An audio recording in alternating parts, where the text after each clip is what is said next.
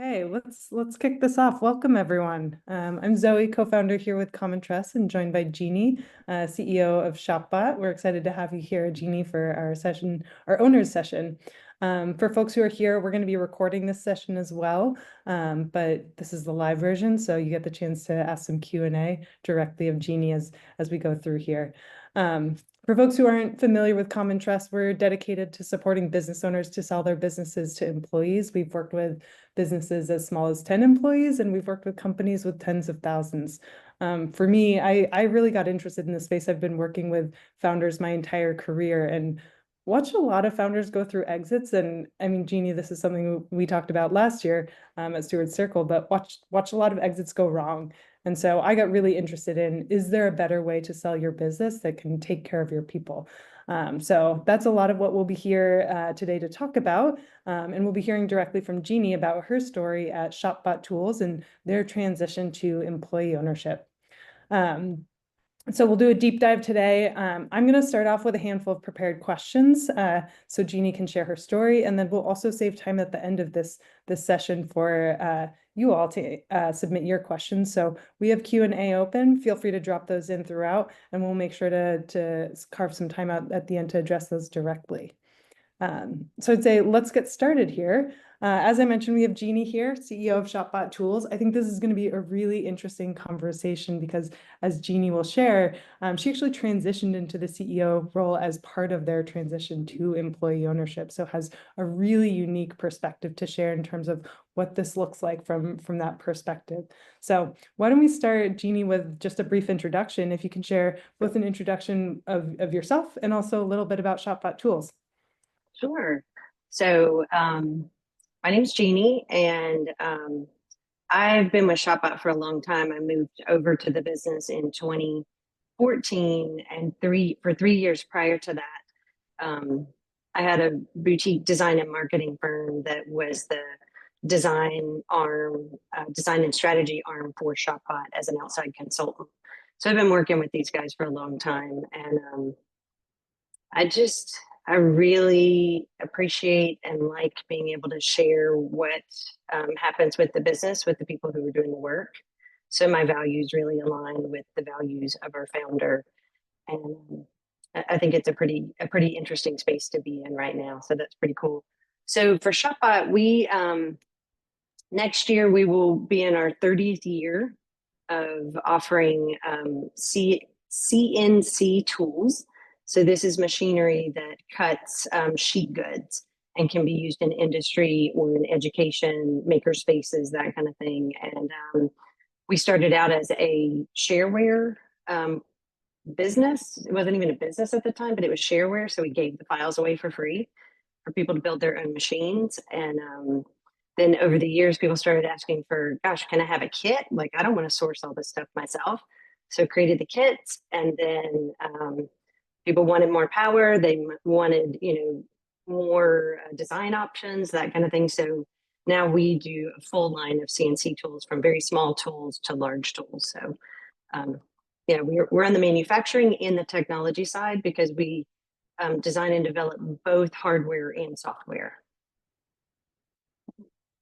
We're about 25 people right now. You preempted my next question. So how many employees were you guys when you did your transition? And then it sounds like 20 to 25 now? Yeah, we were a little bit bigger. We were probably around 35 at the time. In 2021, still kind of in a little bit of the throes of COVID and readjusting after that. So we've had a little bit of turnover, and then just some realignment with what we're doing and what we need. Great.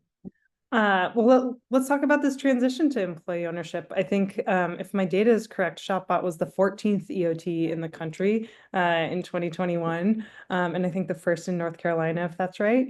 That's great. Let's start with, where did the idea for employee ownership come from? That's a good question. So our founder has always been a bit of a pioneer. He came over to business from academia, and has always felt that it was really important to share the benefits of the business, profit sharing and that kind of thing, as well as making sure that people understand, how the business works. So when he started looking around 2015, 2016, as to what he wanted to do next, what might be his next opportunity, we actually entertained the idea of, gosh, would we want to sell the business? Would we want to, look at private equity? Would we want to merge with another kind of business? And none of those seem to fit, being able to take care of our employees and our customers, as well as really our shareholders. So we wanted to find a way to really commit to keep the business going, keep that work in the community, and be able to serve our customers because they count on us for continued support and training over the years. And so when you say you were thinking about your customers, your employees, and your shareholders, did you guys have external investors in the business? No, we didn't have external investors. I mean, our shareholders, yes, most of our shareholders were previous employees. So it wasn't like, you know, getting money from the outside or something like that. It's more shareholders who've committed to the business when they were working in it and then have continued to provide us resources and that kind of thing. Does that make sense? Yeah, Okay. totally. So tell us about your evaluation pathway. It sounds like you looked at a couple different options. When did you decide those weren't right for you? And what was it about the EOT that said, yes, this is the right fit for us? So we had actually started thinking about, gosh, if the employees could own the business, or if there was a way for the employees to buy the business or to buy the company out from the existing shareholders, that was really what started the conversation. And we didn't really have the resources internally to be able to do that, and we're figuring we probably couldn't get a bank loan to make that transaction happen because back then 2016, 2017, like banks weren't particularly interested in loaning a group of employees money, at least not 100%. So we started looking at ESOPs, went fairly far down that path, got a valuation, actually got two evaluations, and just, it's really a formula for how they kind of figure out what the business is worth or what somebody might pay for it. And the range was huge. It was like, I don't know, like a $6 million difference range. Like it was wild for what that looked like.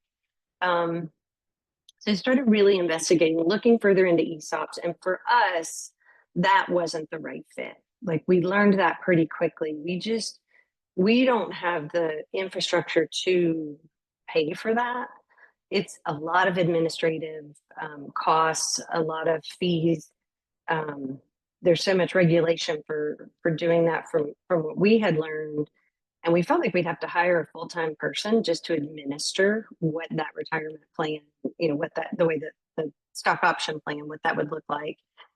And so Ted found out about the EOT, I believe through an article that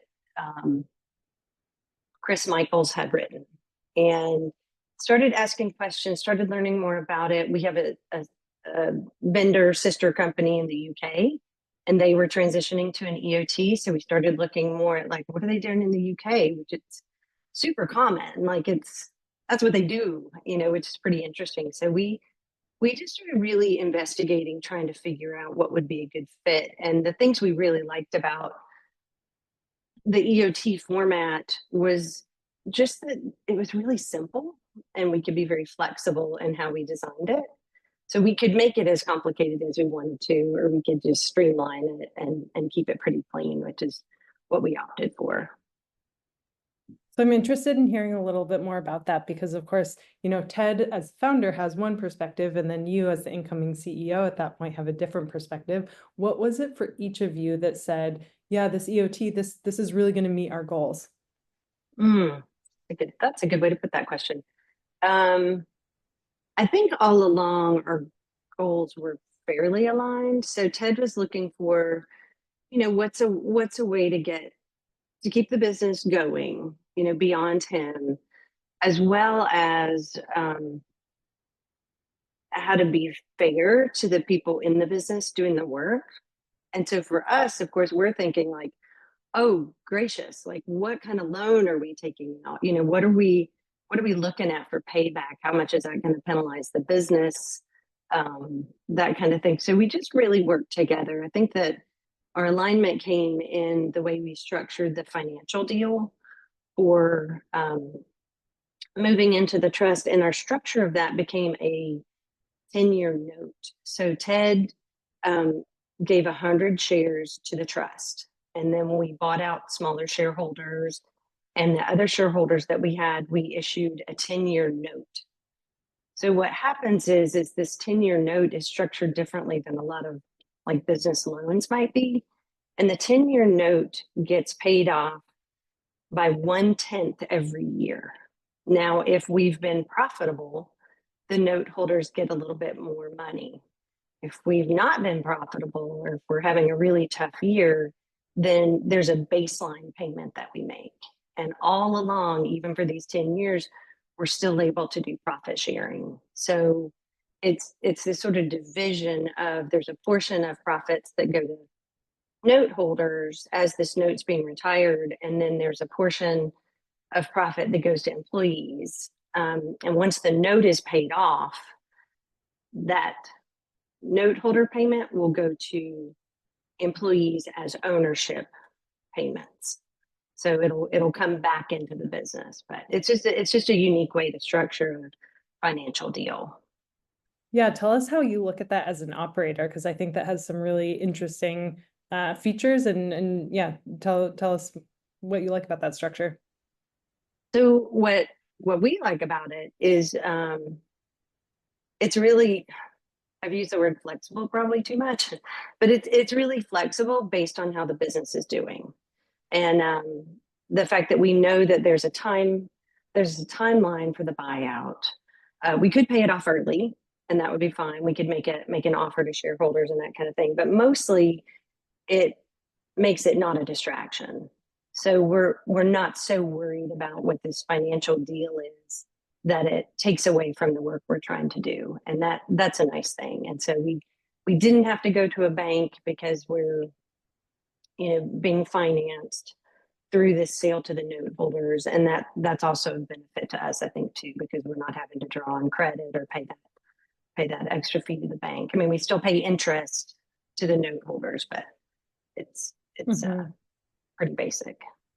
Yeah. Jeanne, one question we have from the audience is, it sounds like you guys explored the ESOP as a form of employee ownership. Did you guys also look at cooperatives, or did you just compare the ESOP and EOT? We did. We looked at cooperatives, and a cooperative may have been a good fit at the time. I think our takeaway, and this may be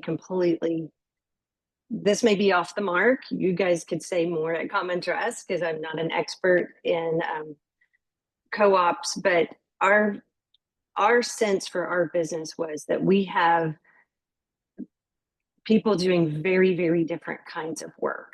So we have people doing production work on the shop floor, building tools, pick and pack,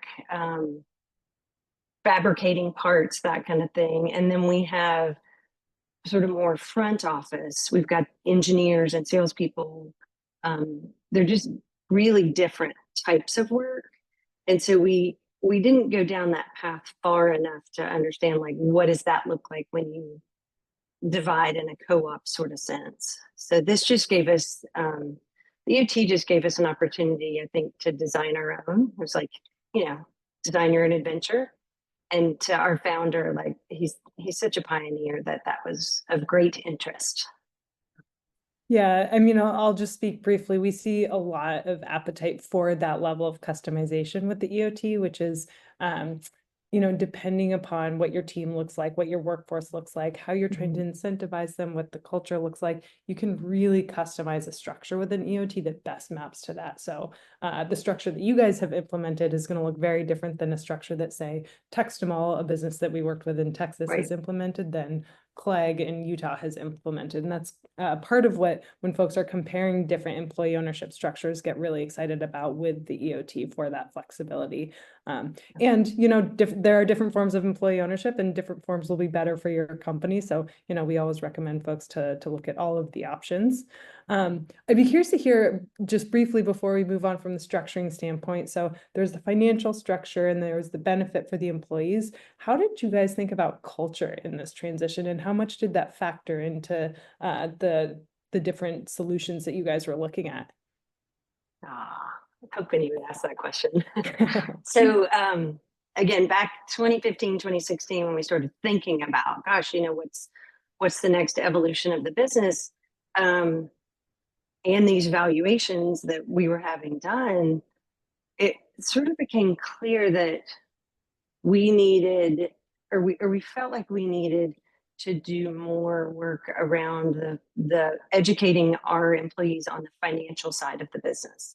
So around 2016, I think we um, worked with a Great Game of Business coach. So I don't, you know, Great Game of Business is a pretty neat way to structure financial education for businesses, as well as team building and growing a business or making change in a business through games. So it's a little Mickey Mouse, but if you can get your head around that, being a little bit of, you know, developing teams to solve problems, it can be pretty fun. But what we did is we put a lot of work into educating staff on the financials, of really bringing it to where people are at, whether, you know, you have high school education or a double, you know, PhD or master's or whatever, trying to help everybody understand, like, where does the money go? What does it mean? Where does it go? So we started doing Great Game of Business in about 2016, and I think it was a huge part of this EOT transition because people were already tuned in to our weekly scoreboard. So every week, the whole company gets together. We go over the financials, we go over the revenue projections, the cost, the general administrative fees, and we talk about the numbers and try to tell the stories behind the numbers. So I think that went a really long way to having people engaged because we're doing those conversations all the time. And it's so cool to have I don't know, somebody you might not expect. So somebody who maybe is building a part of the tool come to you and say, well, gosh, what if we're trying to make more money? What if we sold this thing at a discount? We could get more sales. And to be able to have the conversation with that person and then with the larger group of, right, but what does that mean in terms of volume? How many more do you have to sell to make as, you know, to make as much or get as much profit out of that? And those questions are great. So as we moved to the EOT, we were having conversations with the company all along, which was probably a little fatiguing for some folks. Because, you know, one day we're like, oh, we think an ESOP might work. One day we're, you know, just, oh, we're back to square one. But mostly moving to the EOT meant day to day, people's work didn't change. It wasn't a big change in how we do business. There wasn't like a whole extra bunch of tiers of, I don't know, day to day levels in the business. So that, I think that was really beneficial. But because we talk about the business, you know, growing the business, working in the business, and have pretty open conversations, I think that probably helped a lot with people being on board. And mostly we did the transaction and it was like, okay, back to work. Here we go.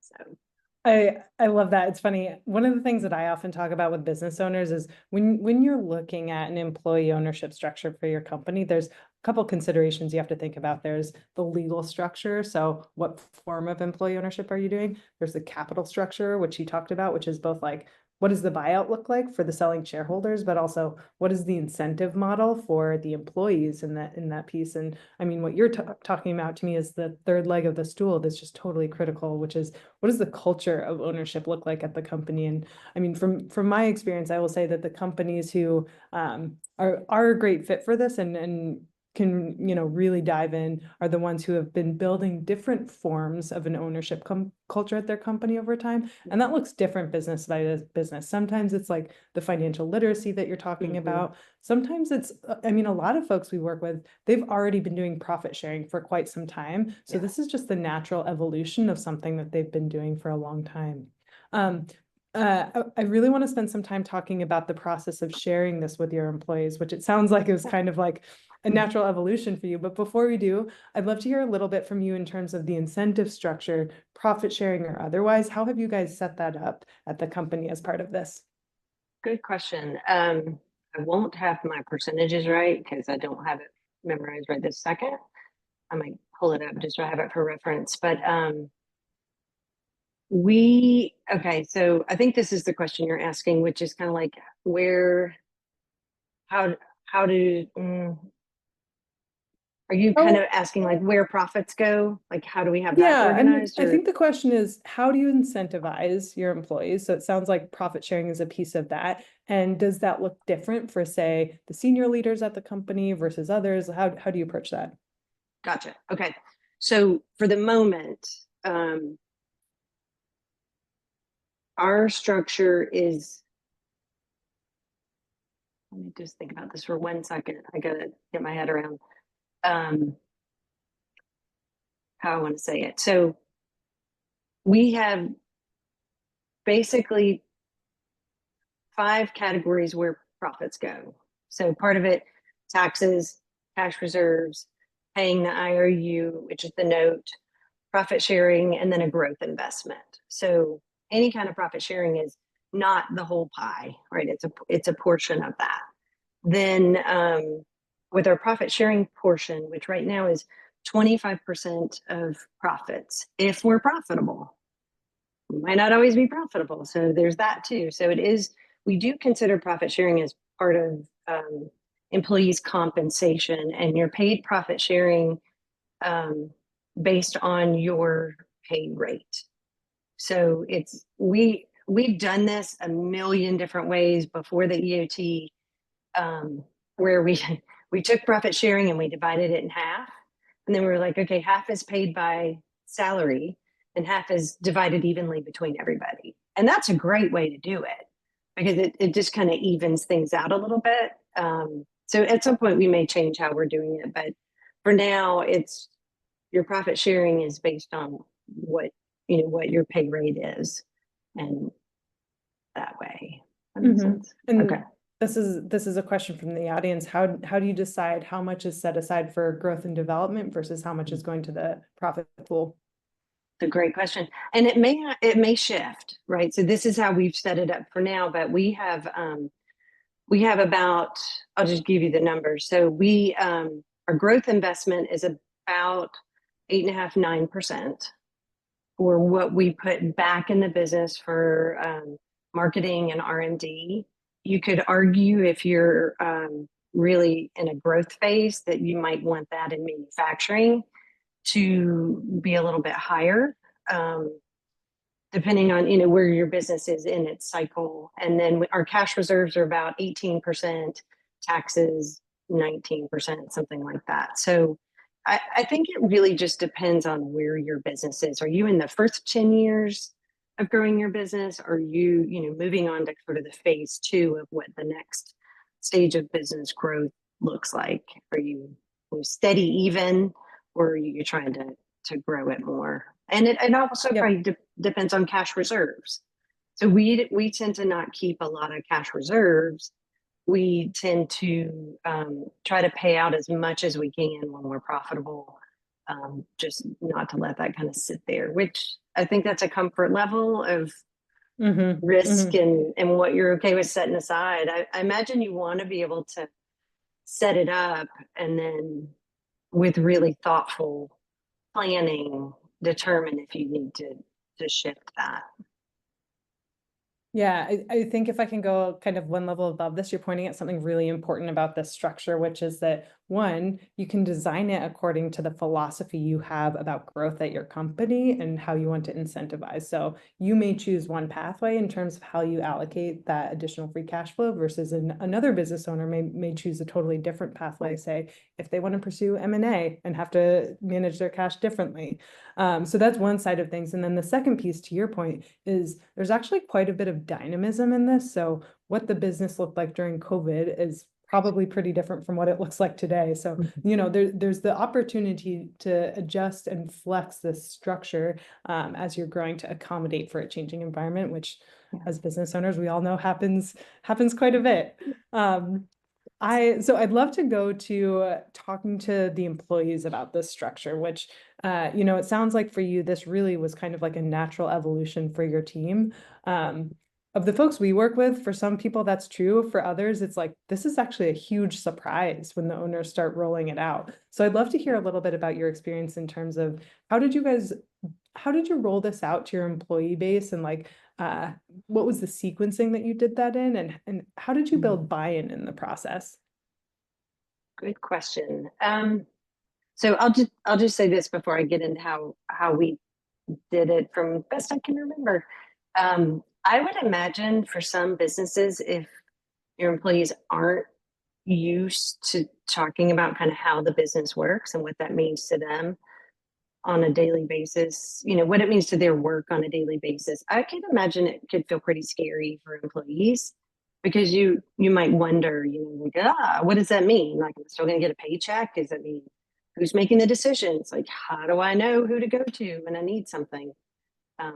For us, because I think just because we've been talking about it for so long, we created some one sheet overviews to what we were up to, trying to write those overviews in very simple, clear language of, what is we called it an abstract, but what is the ShopBot EOT abstract? And we shared that with everybody. And we did that in a big group.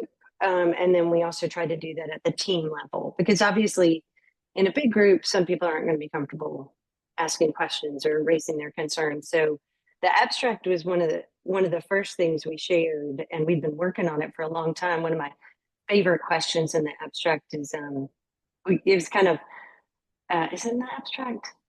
I think it might be in a separate sheet, but oh no, it is in the abstract. One of the questions is an EOT socialism?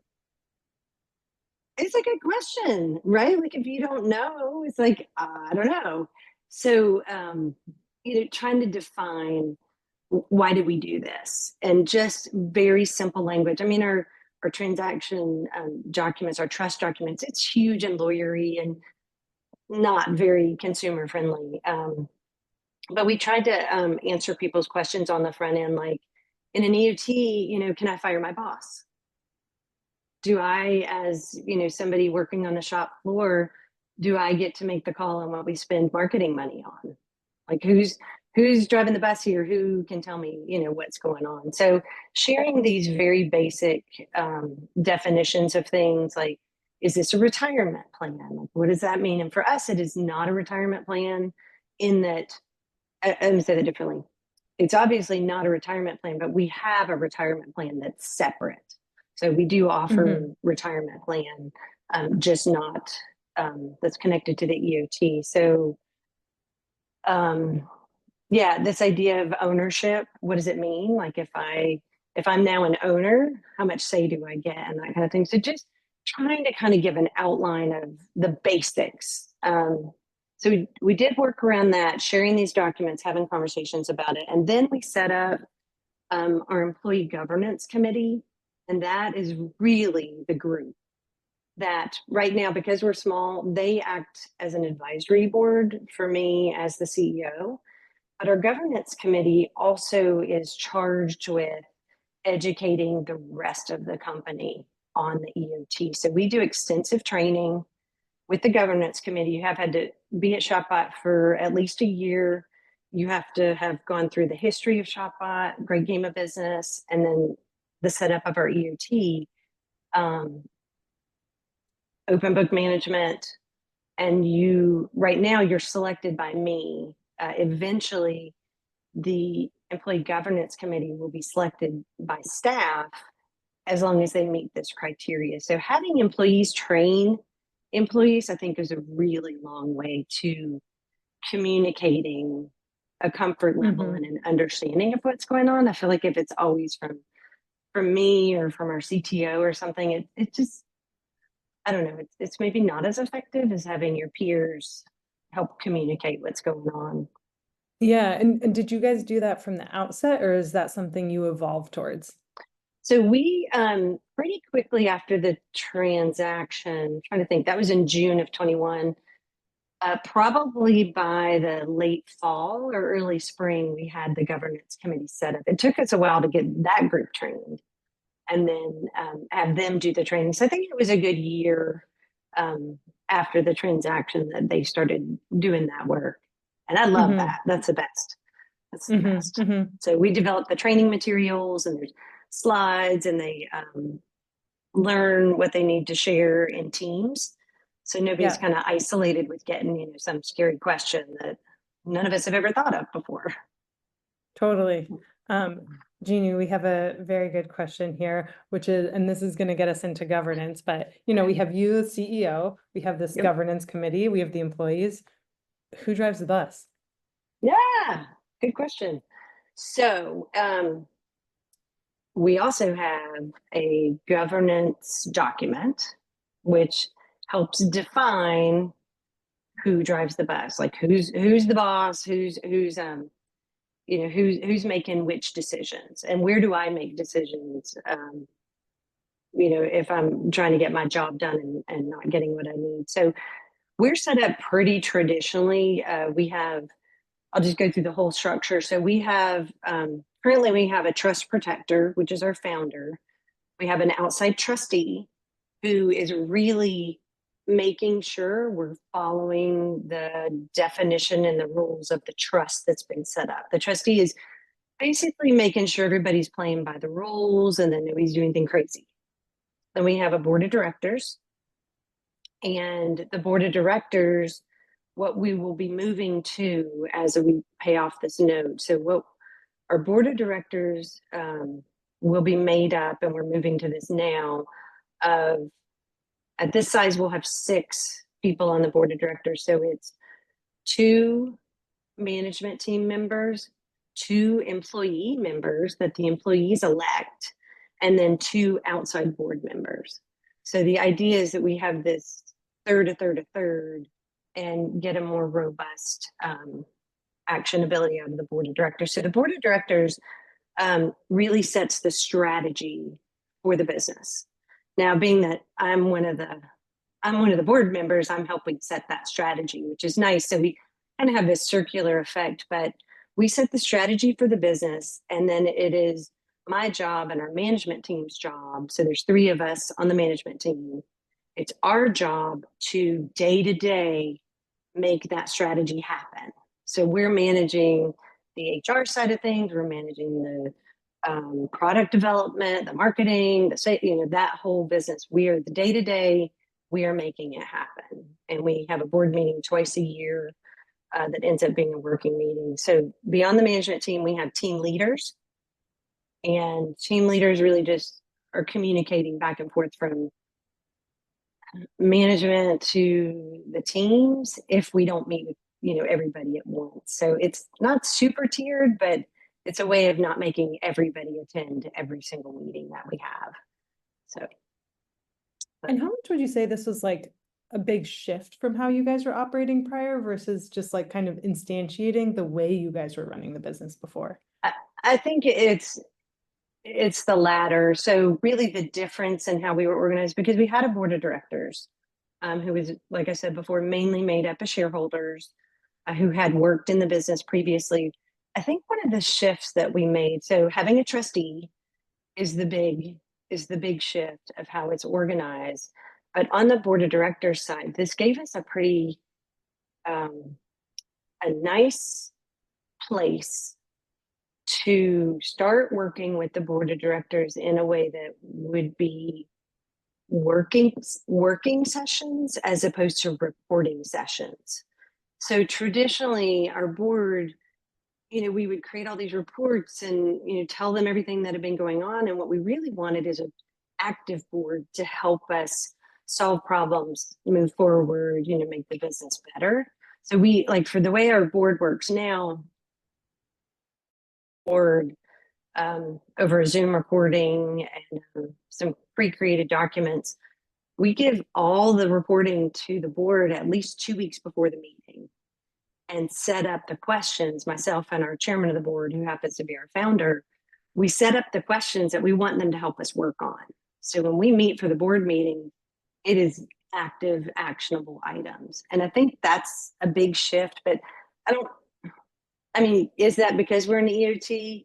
Not necessarily, but it was the right transition for us to be able to make that happen. I'm extremely impressed you get your board deck out 2 weeks ahead of time. That is phenomenal. It's tricky. It's We're getting amazing. better at it. The first time was super stressful, and now we've got it down. We've got it down pretty well. But it does take the pressure off at the meet, at the meeting, because we can start from what people already know instead of like, oh, we've got to, take all this giant stuff and collapse it and do that on the fly. Well, tell us about the employee perspective. How has that shifted with this new structure? I guess once in a while I get a little, maybe this is true for all employee-owned companies. I don't know. You would know better than I do because you have far more reach into the different things that happen. But on one hand, you want everybody to be on board and have buy-in and be totally like, I don't know, super excited about this is what we're doing and this is why it's really good and it's good for the employees, it's good for the customers. And really, if you can get 75-80% buy-in, I think you're doing good. You'll always have people who are, they want a paycheck. They come in, they do a good job, they care about the work they do, but beyond that, they might not want to have a lot of involvement. And so on some level, I have to find a way to like be okay with that. Like that's okay. Which is a reality we see amongst a lot of folks, I'll just say. Yeah. I think that for the employees, it'd be cool to have an employee on here for this because they can answer a little bit better. But I think doing this work and trying to help our staff understand, what's the business about? What are we trying to do? What are we trying to build? Goes further and deeper in that we're able to work with each employee on why do we have them do the specific thing they do on a daily basis? What's it mean to the business? Why is it important? What does it matter? And just having those conversations, I think it all ties them together, because if you're just told all day, like push the button, who wants to do that? I don't do that. I don't think anybody does. But if you understand, oh, what this means is I'm playing this part in the role of a bigger thing. If I do my job well, it's going to make this person's work easier down the road or something like that. So it doesn't really answer your question, but I think for employees, I think they like knowing what's going on, if we're doing well or if we're not doing well. They can be really hard conversations to have if we're struggling, if sales are down. But I think most of our employees would rather know what we're dealing with rather than thinking we're doing fine or thinking we're doing great, and then all of a sudden it's like, oh, we're not. So just being informed, I actually think people have a lot of respect for that, of understanding, a place where they spend a lot of time. We're at work a lot. Totally. I mean, that tees up my last, I have two more questions for you, and then we're going to do some Q&A from the audience, but it tees up one of mine, which is, you guys did this in 21, I think, and we're now 2025. What has surprised you about operating as an employee-owned business? I think, I sort of mentioned it earlier, but the thing that has probably surprised me the most is just folks asking questions that I wouldn't ever expect them to ask, just things that come up as they're looking, when we're looking at the scoreboard or we're looking at, how the business works. People really want to understand, what happened, how do we do okay, how do we do better. We were, I was printing some documents that go with our machines the other day, and one of our production people came up to help, and he says, why are we doing this? And I said, well, because if you buy an expensive machine, you should get a manual to go with it. And he says, yeah, but why are we printing them? And I was like, well, because that's what we do. And he's like, yeah, but do people want this? Couldn't we save a lot of time and money if we gave them a QR code or a link and then they had access to it online and could jump around? I was like, oh, great question. Okay. But whether it's that or whether it's like I was talking about, somebody asking, hey, why don't we offer some discounts and having that conversation. I just think it's really neat for people to be that interested in it. And I like to see what our employees say to our customers about how Hmm. we do business and what's important to us, because I do think some customers care, some customers don't care. But hearing our employees talk about it, that's pretty neat. Because it Yeah. lets them express why they work where they work. Because they don't have to be there. Yeah. They could work anywhere. There's a grocery store near me where I live that's employee owned, and every time I go in there, the cashiers, when they're checking me out, will say, we're employee owned. So it's also just like great marketing for a business and a great way to kind of build your brand and customer loyalty. Um, Last question I have before we shift into Q&A from the audience. So folks, drop in your questions. Is there something that you wish you'd known earlier or you would have done differently now with this vantage point 4 or 5 years out? Um, Number one, I think that we were pretty early on in figuring this out. And I think we spent a lot of time trying to make something up, trying to create something. And I think now it's got to be a lot easier with groups like Common Trust and just the amount of information that's out there. It's got to be a lot easier to get from point A to point B. I think the thing that I still think about is I don't know that we could have done anything differently because I don't know how you plan for this, but I think if considering transferring or transforming into an employee ownership company, I think you probably do have to have some consideration around who will be in the business to do the work. Do you have all new hires? Do you have people who are interested in taking that on? Because it is it's a different mindset. And I think having folks who are interested in that really helps. So the thing that I do think about now is like, what is the next group? Who do we have in the business coming up that can move into more leadership roles? And that's Hmm. something I mean, I guess we'd have to work on as a non-employee ownership business, but employee ownership, you think you have to consider that more because you want people to move up through the business that already have a really good understanding of how a business works and what's important to you in terms of management style and culture and um, communicating that stuff, as opposed to being like, we're very much not the just do it because I said so. I'm Hmm. the boss, I said so. It's a lot about collaboration and making sure people understand the reasons why we do things, because you want folks on board as opposed to just being told what to do. So the next Hmm. level of what comes next, I think is something that I think about a lot. I don't know how I we mean, would I do think that that's differently. yeah, it's a great question because it actually comes up from a lot of folks that we work with. Because some folks, some owners come in and they already have a clear incoming CEO that they want to Mhm. identify, much like you stepped into this Yeah. role. Other folks that they have a team that they trust but haven't really trained them to step into that role. And it sounds like you're almost dealing with the next another generation of that down the line as employee owned in terms of how do you continue to build your senior leadership team. What advice do you have for folks about kind of getting ahead of that? I don't know. I don't know that. Can you ask me in a year or two?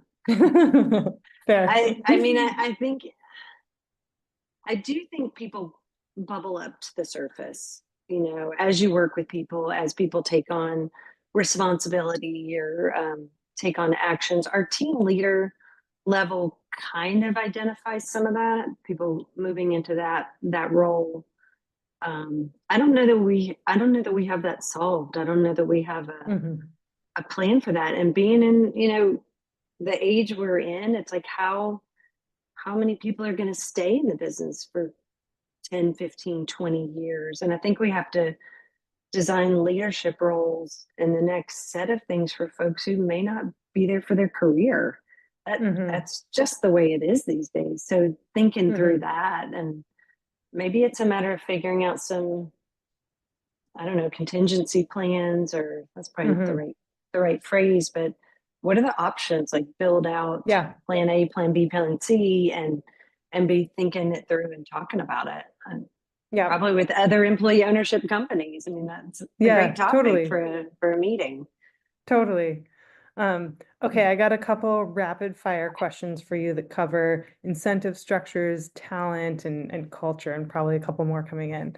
On Okay. the incentive structures, so you guys have this profit sharing program. Did you consider synthetic equity? And I guess my addition to that question would be, did you feel like there was a trade-off between what we traditionally think of as equity or synthetic equity versus the profit sharing approach?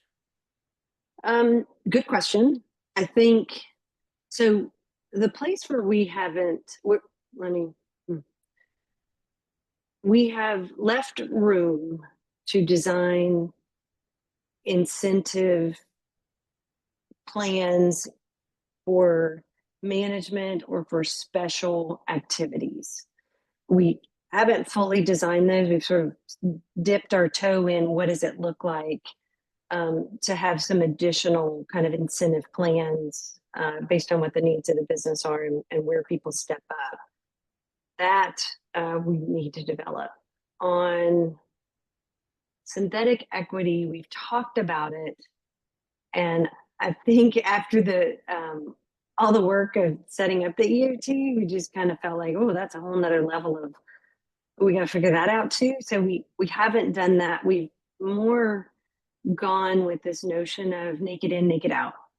When you're Yeah, here, say some more about that. you benefit, you share in the business. Um, so when you're at ShopBot, you earn profit sharing, you earn, your compensation and that kind of thing. And it's very basic. But when you leave, we're not paying you on the back end. So the company isn't kind of we don't get held up with money tied up in paying people after they leave. Hmm. Or, gosh, heaven forbid, several people left at once that had been there a long time. We had to pay a whole bunch of people out. Like that could be really tough for a small business. So we just felt like, again, thinking about how long will people be in jobs? Hmm.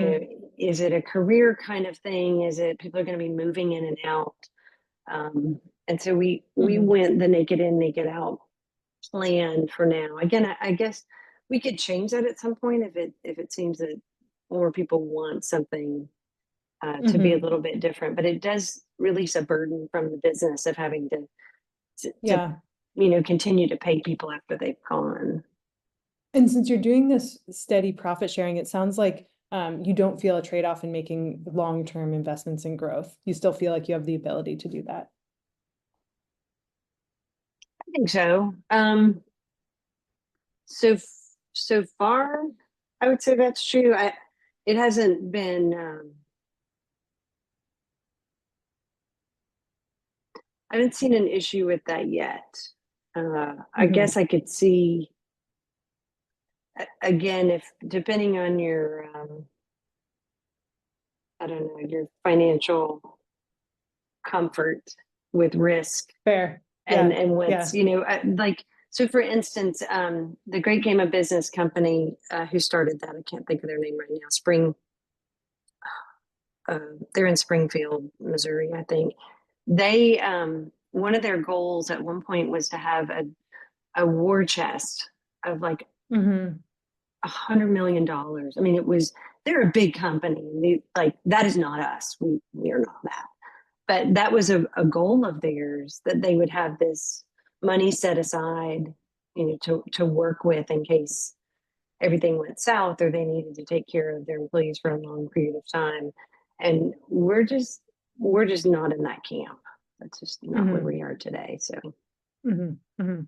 Yeah, to be All right, continued on that one. I don't know. sure. We got a bunch of questions now coming about profit sharing and the incentive structure. So I'm going to list off a couple of these. Is there a vesting period for folks who are joining the company before they're eligible? Hmm. How frequently do you pay out your profit sharing? And do you have to hit quarterly targets does the company have to quarterly targets? Do they have to annual targets? How does that play out? Okay. First question. What's the first one? Sorry. Is there a First one vesting was period? no, there's not. Well, you have to have been at the business for like 30 days.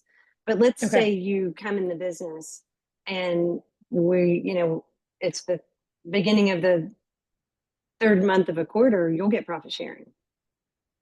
Now, if you leave just before we pay profit sharing, like you don't get that profit sharing. So maybe it evens out. This is a very simple way to do it. We do pay profit sharing quarterly, but initially when we started paying profit sharing, when we were doing Great Game of Business, we set up our profit sharing.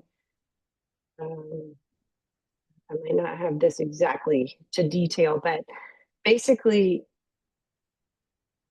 for each quarter, we pay out a percentage of profit sharing so that enough in the there's enough remaining that we don't end up in a hole for the year. So in Q1, if we're profitable, we don't pay 100% of that profit. Then we pay a portion of the profit for Q1 because we're looking at profitability for the Mhm. whole year.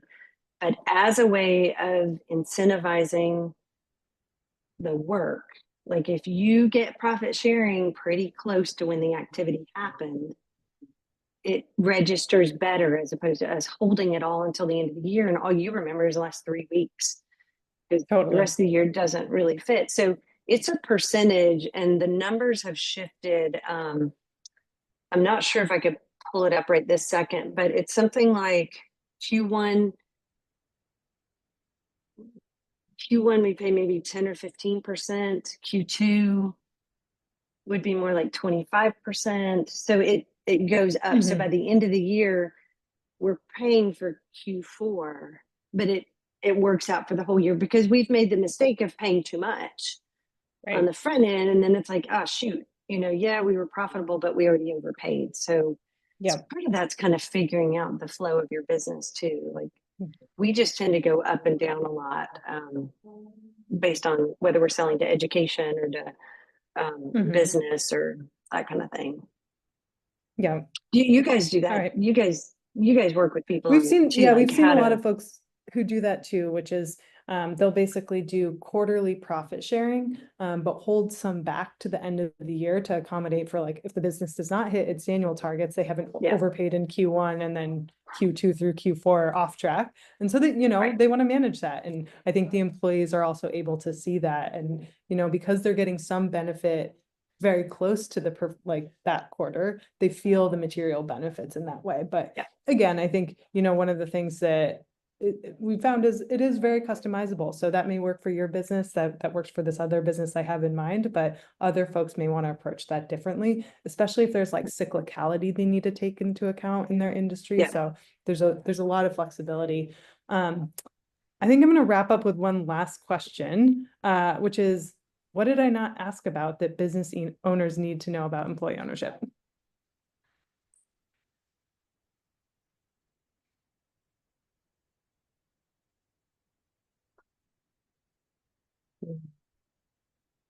I feel like we pretty much. I feel like we pretty much covered what I would say to that. I think. I guess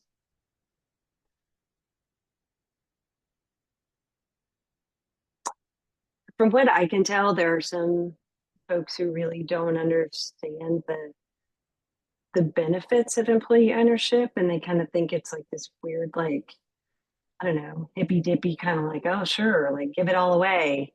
Um, but I think if you're at this, if you're listening to this webinar or talking with you guys at all, I think these folks are already in the understanding of that you can build something bigger than yourself.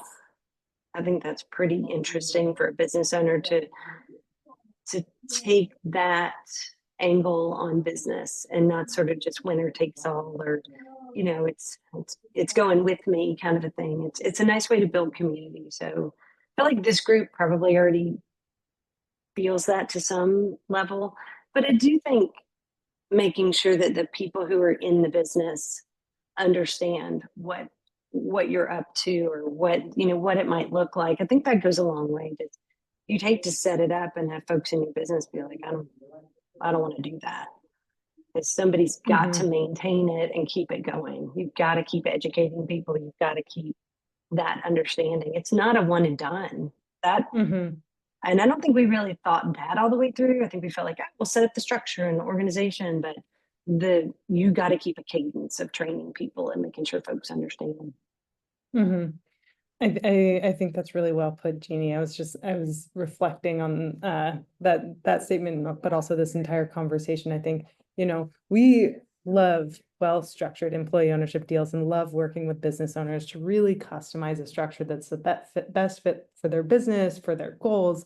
And employee ownership is like, it's a living, breathing structure. So it's not just the legal structure you picked and the capital structure for the buyout. It is, how do you bring this to life? How do you instill the culture? How do you evolve the culture that you have already built at your company into this kind of newer, more robust ownership structure? And it sounds like you guys have invented and developed a lot of really interesting structures for that ongoing communication. But I think you just really nicely highlighted the key pieces of this, that it's not just an exit strategy, it's an operating model for businesses. Exactly. Agreed. Awesome. Well, I think we are going to wrap up there. Thanks everyone for joining us.